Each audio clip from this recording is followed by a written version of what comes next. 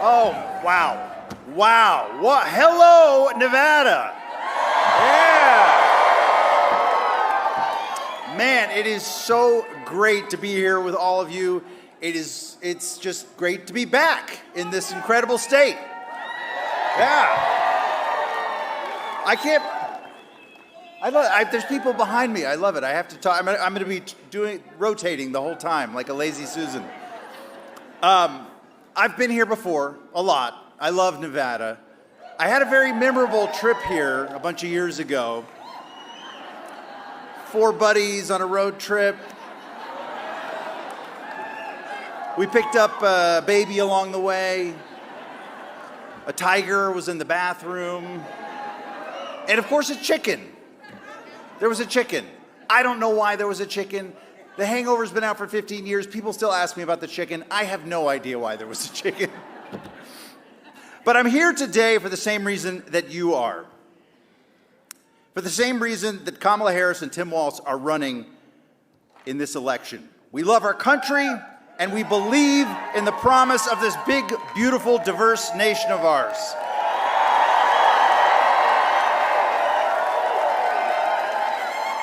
And we're here today because that promise is worth fighting for. Now, I was joking about the Hangover a minute ago, but in all seriousness, I've actually learned a lot of valuable lessons from my various roles in show business. The Hangover, for example, taught me that waking up to chaos is never good. And that's something we all had to kind of get used to back around 2016 to 2020. Do you remember that? Just chaos all the time, day after day. And I, for one, sure as hell don't want to go back to that.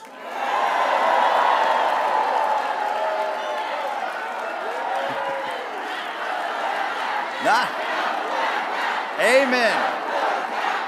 We need leaders like Kamala Harris and Tim Waltz who tamp down chaos and work towards practical solutions. They don't just react to problems, they solve them. There's no drama, right?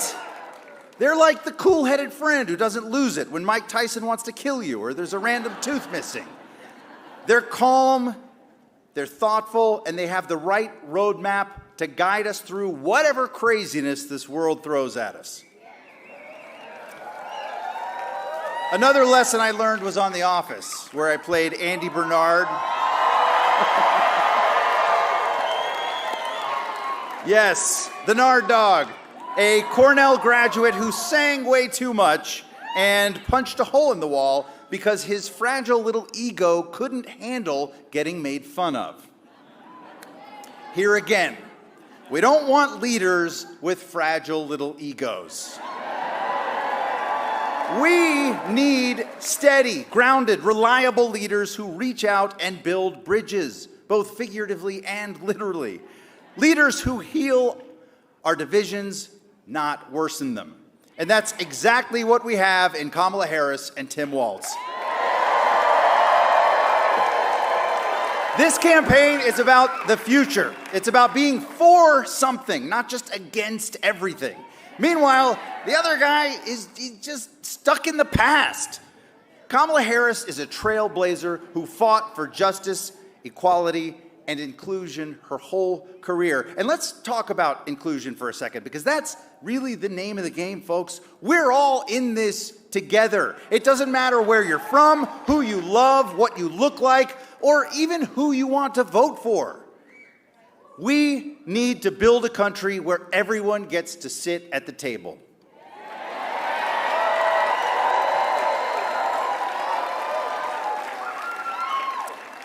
Right now, we're less than a month out from Election Day. In the words of a certain plain-talking, straight-shooting high school football coach, that's nothing. So Nevada, let's do this, all right? Let's elect leaders who aren't afraid to lead with kindness, with intelligence, and maybe even a little bit of humor. Let's volunteer and tell the world that we are turning the page on chaos and division and choosing a new way forward with a new generation of leadership. Now again, we got 30 days So we got to get out there and do the work. Knock on doors, register folks to vote, make your voices heard. As Governor Tim Waltz would say, let's leave it all out there on the field, because I can tell you one thing, God knows none of us want to wake up with an election hangover on November 6th. Thank you so much, Nevada.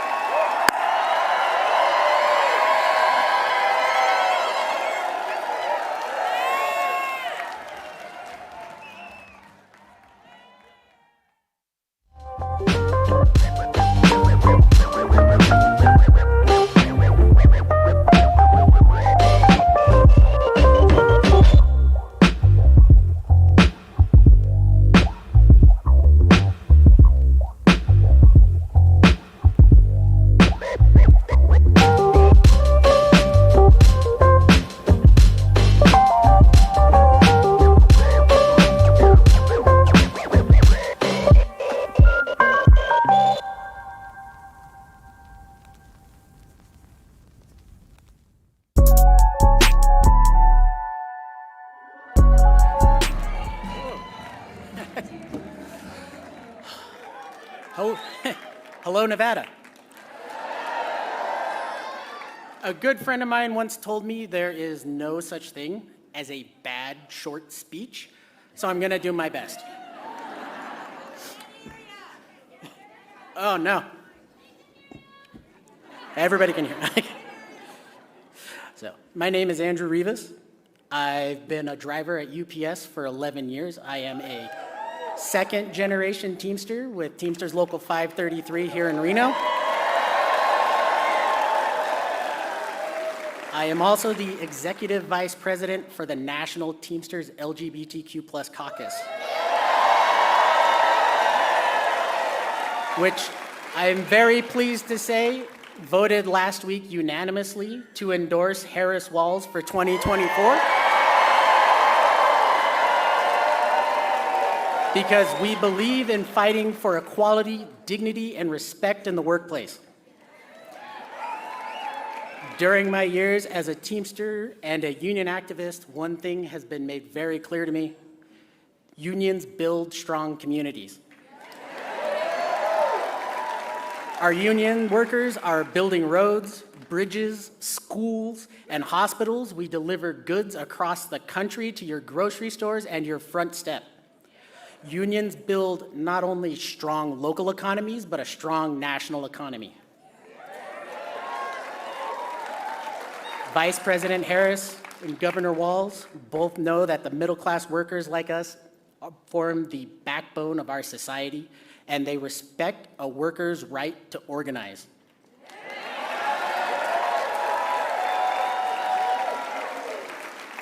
Throughout her life, Vice President Harris has fought in the courtrooms, in the legislature, for workers' rights. Governor Walz is a union member himself. Their administration would prioritize expanding the middle class, creating more job opportunities, and make good-paying jobs more accessible for everyone, like their vision for a new way forward.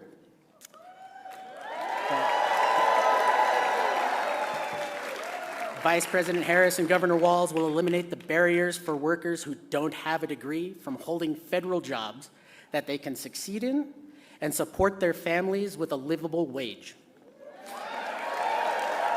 And I can tell you, I know personally how transformative this can be. I attended community college and ended up joining the workforce without a degree after the crash of the housing market in 2008, and I haven't gone back. So, for me, I'm lucky. I have a union job. For many of my friends, they work 2 and 3 jobs a day. No benefits, no overtime, no plan for the future. They're just trying to stay afloat. Vice President Harris helped pass the largest infrastructure package in our lifetime, creating more opportunities for the building trades and investing $750 million back into our apprenticeship programs.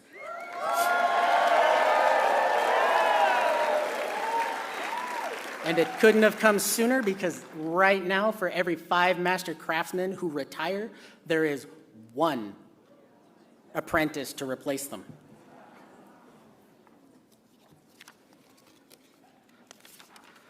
On the other hand, Donald Trump and the MAGA movement believe our economy works best for those who own big skyscrapers and not the workers who build them, not the workers who work at them.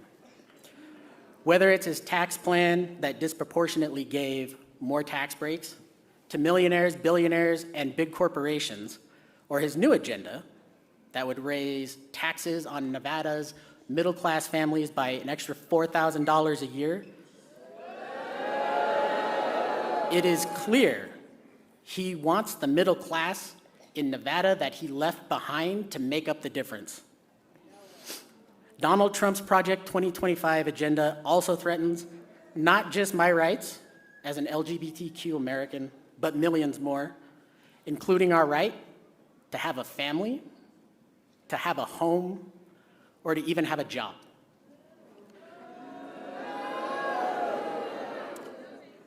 That's the appropriate response. As a Nevadan, as a union member, and as a proud gay man, I choose safer communities. I choose a stronger middle class and a stronger Nevada. I choose life, liberty, and the pursuit of happiness.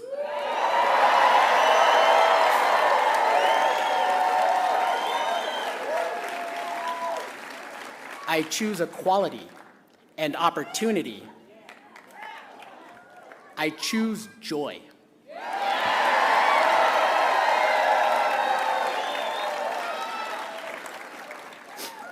When I cast my ballot, I choose to step forward with Vice President Kamala Harris and Governor Tim Walz because we are not going back.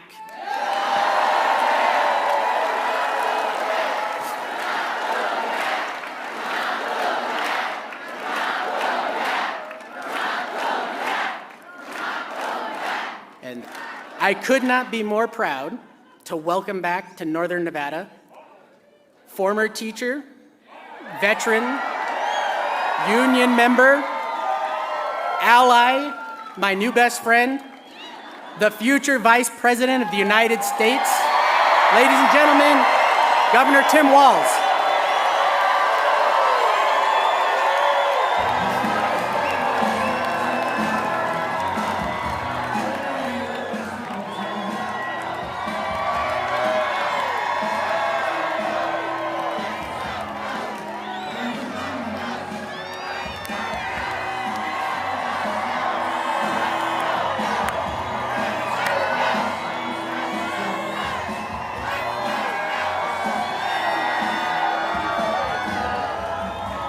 Wow.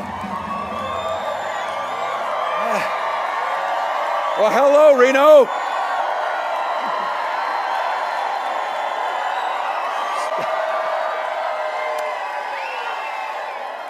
Wow. Well, it's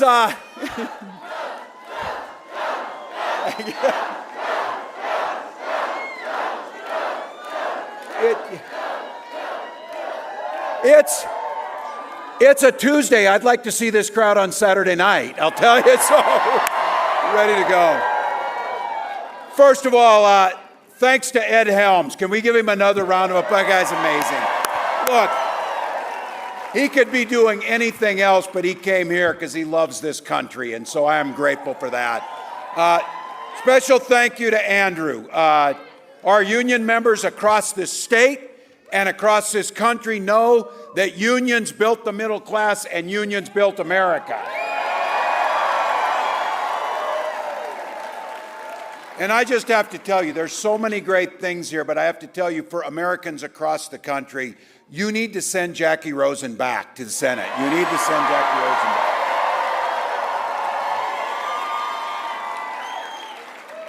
Before we begin, I'm back again, and the reason is because I know so many folks in here, loved ones, neighbors, still contending with the horrific damage from the Davis fire. We were out here when that was happening. Our hearts are with the families and the community impacted, and I have to tell you, let's take a moment and give a grateful round of applause for our first responders and the folks who put themselves out there.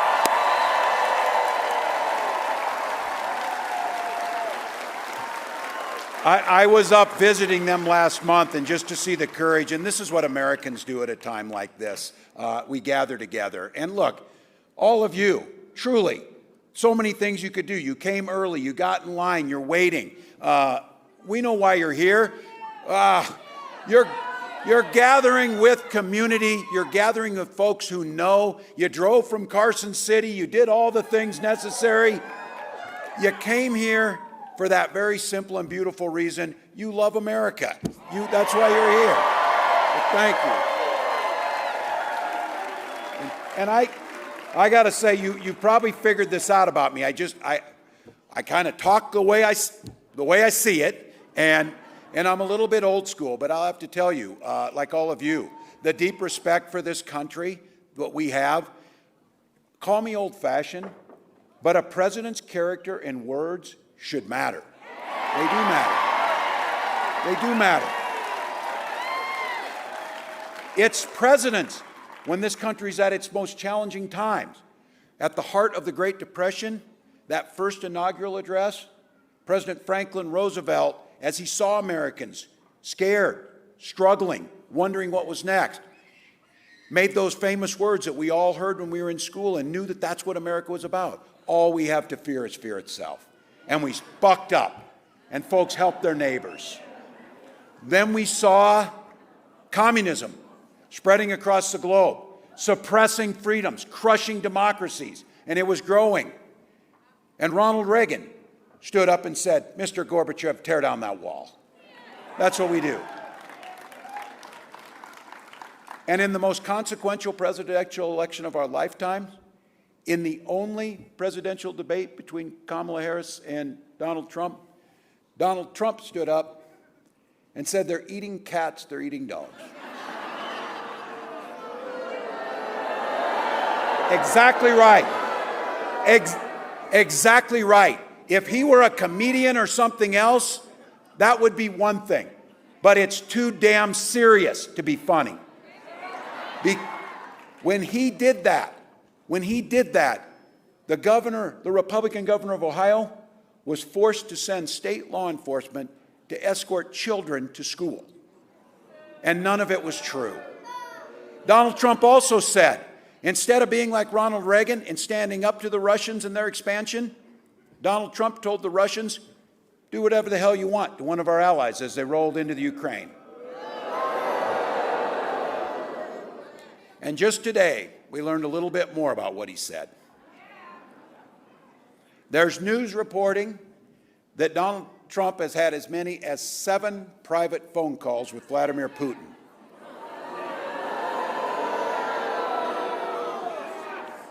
I can guarantee you that Kamala Harris and I do not have dictators on speed dial. So,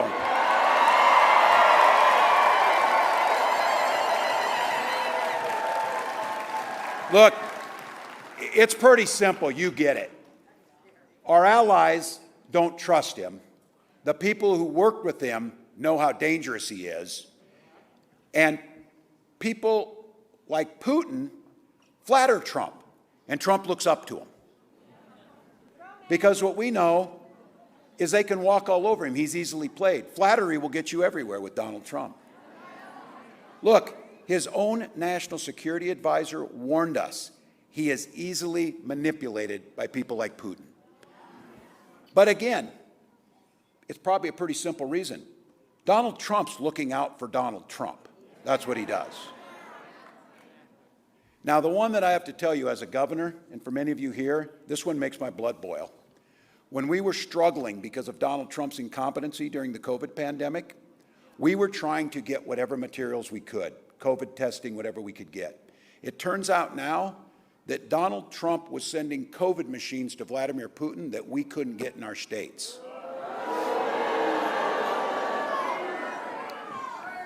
Every day. So, and now, as we watch and our hearts go out, and as governors and as American citizens, we see the heartache, the turmoil, the loss, the trauma that happened after Hurricane Helene and a natural disaster. And we know we work together. You saw it right here during the Davis fire. I watched all of you, many of you, you stopped campaigning and started collecting goods for people who are in the fires. You stopped doing politics and other things to look out for your neighbors. But now we've got Donald Trump's staff telling us that Donald Trump was refusing to send aid to disasters until he found out how the people in those areas voted.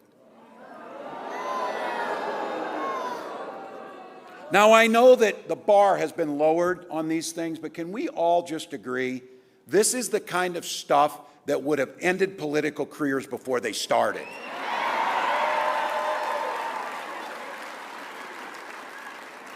Donald Trump is a risk to our national security and can't get anywhere near the White House.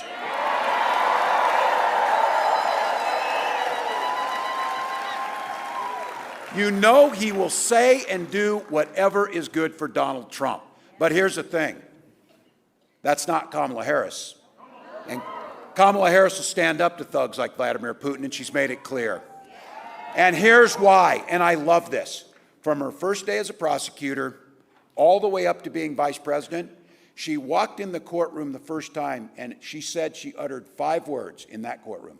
Kamala Harris, for the people. Kamala Harris, for the people.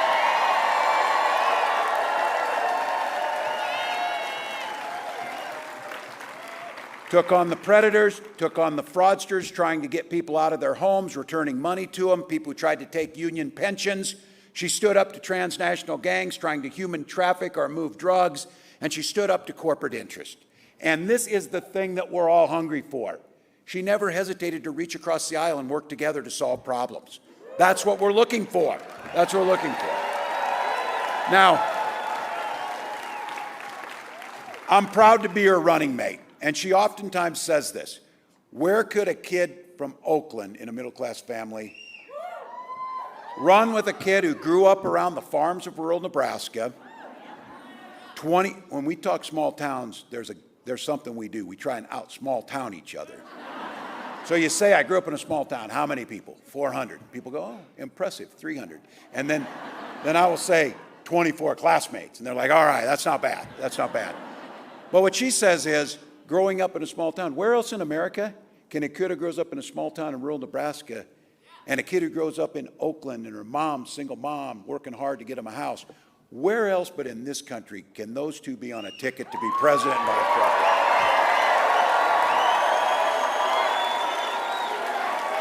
But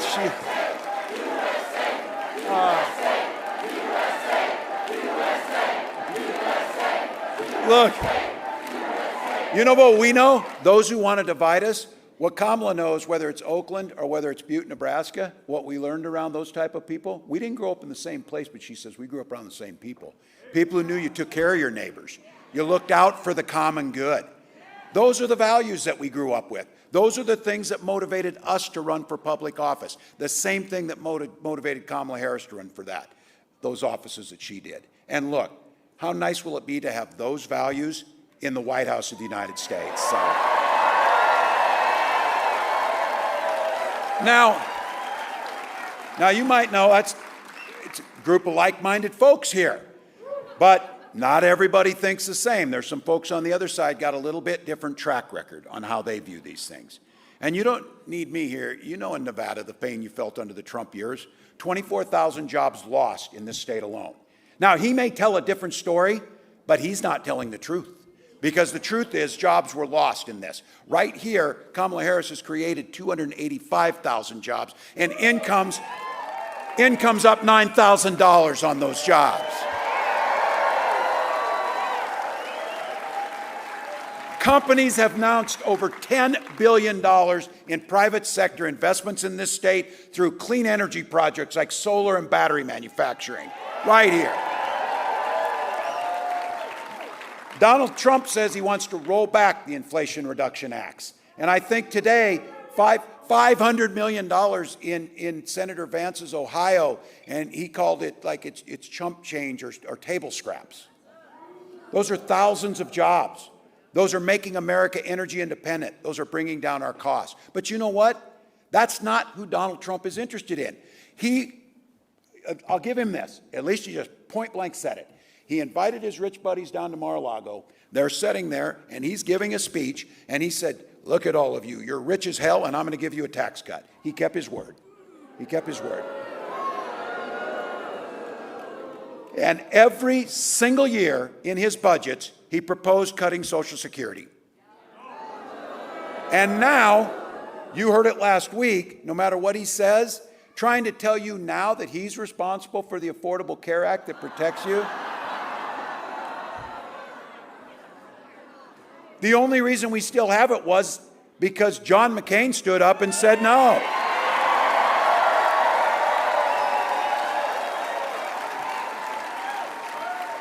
Look, you all know it. This country and this world can't take 4 more years of Donald Trump. It's that simple. Now now all of a sudden they're pretending. I had to be correct. Sometimes I have to be corrected on the things I say. I will own that. I said they didn't have a plan. My bad. They do have a plan. It's called Project 2025. I did say this. They said, oh, I don't know anything about that. And I said, well, Senator Vance, you wrote the foreword to the architect's book. You might know something. If you write, I don't know, I've never written someone's foreword to a book, but I'm assuming if you do that, you remember them. That would just be me. But I do know this, as a football coach, you take the time to draw up a playbook, you're going to run the plays. You're going to run the plays. And those plays are tax cuts for the wealthy, undermining the ACA, gutting the protections that we have on pre-existing conditions. But Kamala Harris gets it, and she gets it because she grew up middle class like so many of us. She understood it.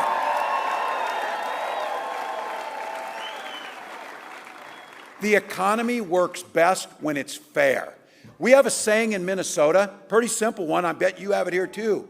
We all do better when we all do better. That one's not that hard. She laid out a plan, not a concept of a plan, a real plan. An opportunity economy that says every single person matters and everybody will be left up and not left behind.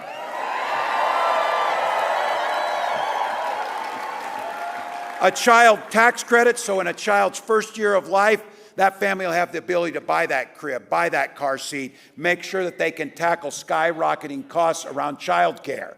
You know, not all of us can just count on a family member, but there's got to be a way, and Kamala Harris laid it out to make sure everything from universal pre-K to making sure childcare is affordable. That's real. And I don't know, I know you're busy people, you don't have time, but the vice president was on this morning and laid out a plan for something so many of us know is absolutely critical to give families peace of mind. How do we care for our loved ones? How do we care for our loved ones when they're getting older and need the care they have?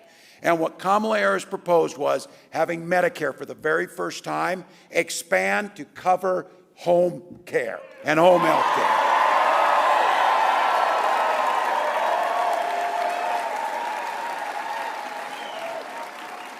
And here's something else. Imagine this, that it's been this long.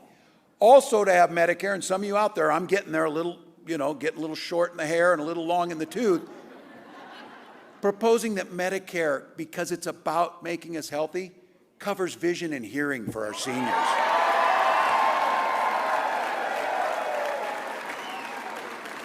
She got asked how she's going to pay for it. She's already got the plan. For the first time in history, she negotiated with Big Pharma to make sure that we can now negotiate for Medicare drugs. The savings we make from that can pay for our senior care and expanding Medicare.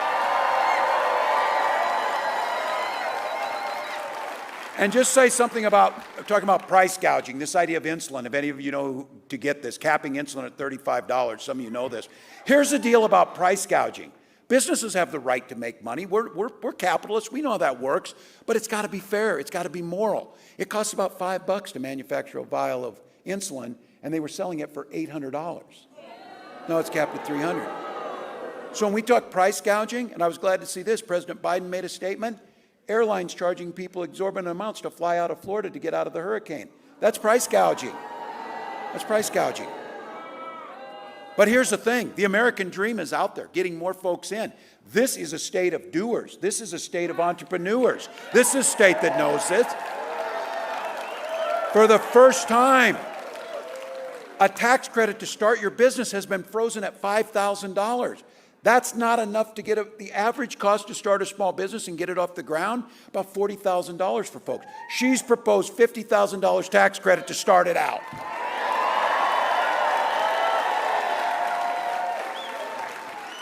And I know this one for all of you. And you got to hear a little bit of it. And I, baffled by some of this. Last week I had a little conversation with Senator Vance, and it was about housing. It was about housing. And the solution is, well, we should just build on federal lands or something. And I said there's no federal lands around Minneapolis, so what are you going to do? But the point is, the housing issue is real. This is something for many of us, when you bought that first house, that's everything. And it's everything because it's your biggest investment, it's generational wealth, but it's much more than that. It's the safety for your family. It's the place you gather for holidays. It's the place you bring your kids home from the hospital the first time in that house. For these guys, they don't ever want to mention the other side of this. The other side of it is you got folks buying up houses to sell them as commodities, just like they buy stocks and bonds. Prices in this county have increased 50% since 2017. You know it. Big Wall Street firms. I had to look, hedge fund manager and venture capitalists. That's not the jobs most of us do. Those are the facts of the folks buying up. There was a case here, one company buying 260 homes in a single day.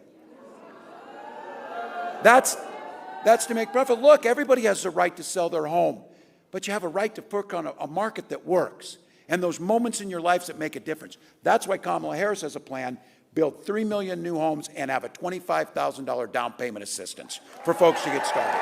Young folks out here. Look, you're going to pay it back and you're going to have that home. And we know this.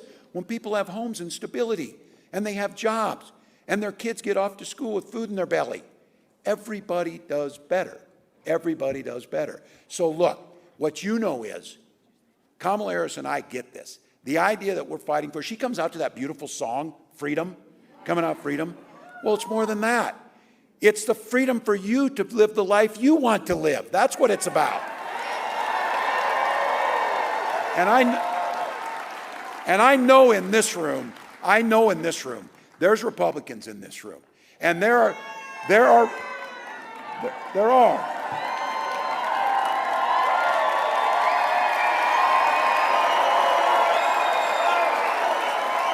And I say this because those of us remember, the Republican Party in this country has contributed much to this nation. They have been there. Look, we don't always agree on some of this, but I will guarantee you, when the old Republicans talk about freedom, they meant it. They meant it. Now these guys, Donald Trump, turns out when he's talking about freedom, that government should be free to be in your doctor's office. To be in that school library, or to be pretty obsessed about being in your bedroom. I would argue the party of Ronald Reagan would want government out of all of those things. Now look, Donald Trump is out there telling folks fair return to power. Don't worry about your reproductive freedoms. I got it. He told all the women here, he told you he would be your protector.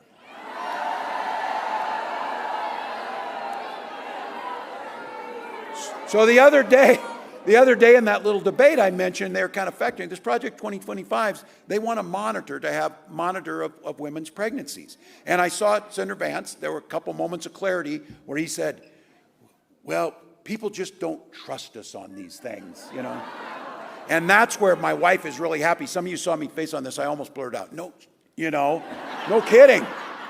No kidding. Look, to Donald Trump and J.D. Vance, women don't trust you.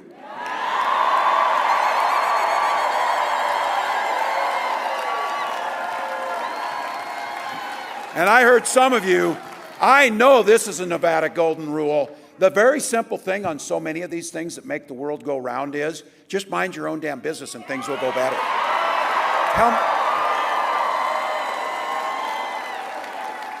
I don't want to speak for the Republicans here, but I got to feel like that's a mantra of the old Republican Party. Just mind your own business on this.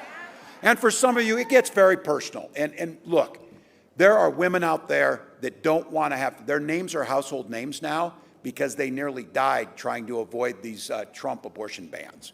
And for me, and for so many of you out there, they're going another step further, banning things like fertility treatments.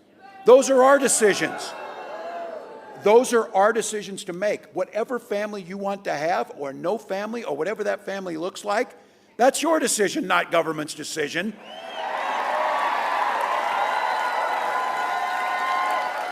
And I certainly don't want Donald Trump making that decision.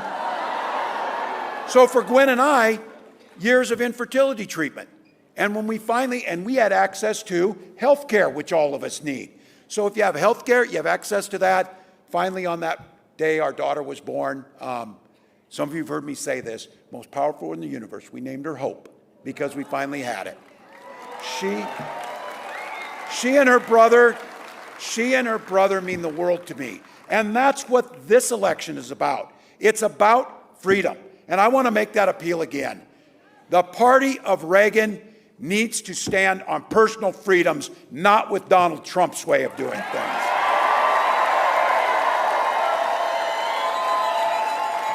When Kamala Harris talks about freedom, she means your freedom to make your own choices about health care, about your family, about the books you read, about the life you want to live. And I'm going to go back to this. These guys have the audacity, especially seniors here. My mom's 89. I'm so proud of her. She's still living in the house where I grew up and graduated out of high school from. She's there. And I can tell you this. She worked her whole life paying into Social Security. It was there when my dad died. It was there when my little brother's in elementary school, so my mom to provide those benefits. She uses her Social Security check to pay her bills and live her life with dignity. Now look, every year in Donald Trump's budget, he tried to cut it. Called it a Ponzi scheme. And J.D. Vance said it's the roadblock to fiscal sanity. But I'll say this, from where they're standing, that might actually make sense. Because my feeling is, I don't know, I've never been a billionaire. So if you are one, my guess is you don't give one damn if your Social Security check comes or not. But if you're my mom, it's pretty damn important that your Social Security check comes. So look.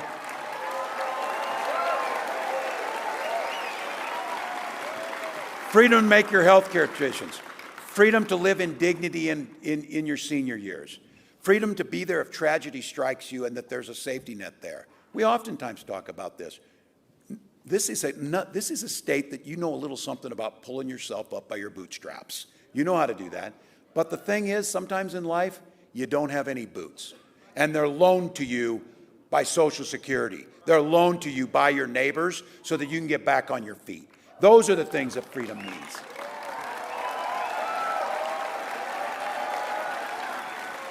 And I got to tell you, this one for all of you, for all of us, this piece of freedom is the one that we should hold most dear. The freedom to send our little ones in their best clothes to school without being shot dead in their classroom.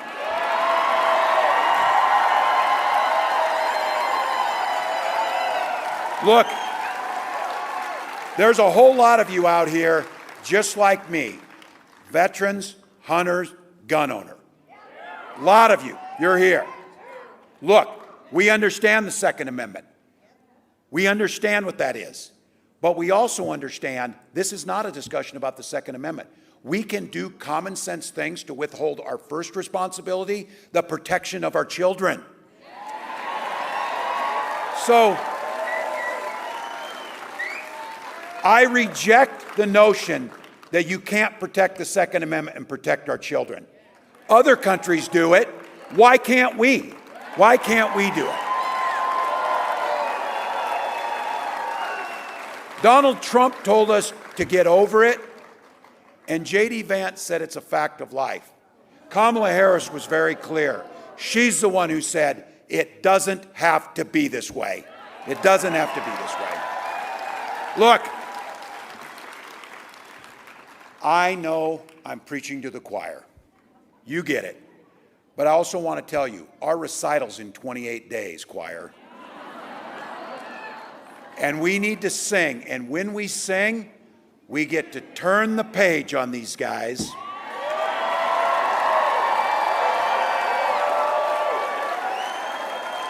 Put in a new generation of leadership with a new way forward.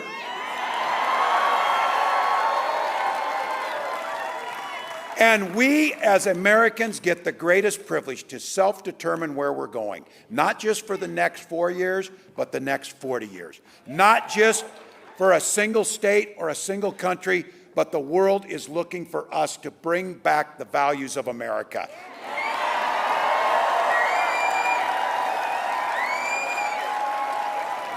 So you've heard me say it. It's all gas, no brakes for 28 days.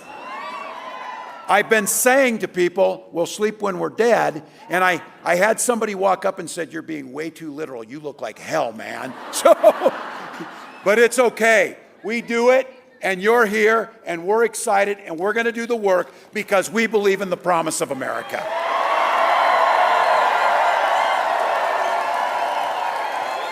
So you know, 28 days, and the Vice President said it. When we fight, we win. When we fight, we win. When we vote, we win. Let's go.